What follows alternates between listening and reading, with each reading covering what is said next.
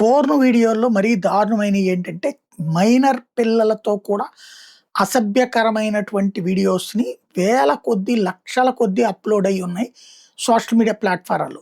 వాటిటి మీదన ప్రపంచవ్యాప్తంగా ఐక్యరాజ్యసమితి ఆధ్వర్యంలో ఆహ్, చర్చలు జరిపి అమెరికా లీడ్ తీసుకొని ప్రపంచంలో ఉన్నయన్నీ అవి డిలీట్ చేయించే పని చేసింది. దాని మూలాలను కనుక్కోవడానికి ప్రపంచవ్యాప్తంగా ఐక్యరాజ్యసమితికి అనుబంధంగా ఒక ఏర్పాటు జరిగింది. అమెరికా లీడ్ చేస్తోంది అందులో.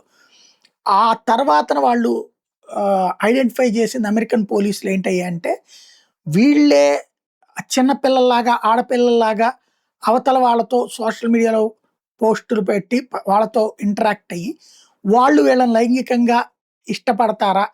ఇష్టపడితే కేసులు పెట్టడం. ఇట్లాంటి ఓ ప్రయత్నం జరిగింది. భారతీయుడైనటువంటి 26 సంవత్సరాల వయసు నాగరాజు బల్కం అనేటటువంటి అతన్ని న్యూ మెక్సికోలో అరెస్ట్ చేశారు.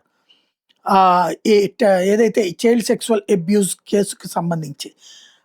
ఇప్పుడు అతన్ని ట్రాప్ చేశారన్నమాట. ఇతనితో పాటుగా ఎడురో రామిరెజ్ 59 ఏళ్ళు, హరోల్డ్ ఆడమ్స్ 55 ఏళ్ళు, థామస్ కక్జో 29 ఏళ్ల వ్యక్తులు కూడా వీళ్ళ ట్రాప్‌లో చిక్కారు.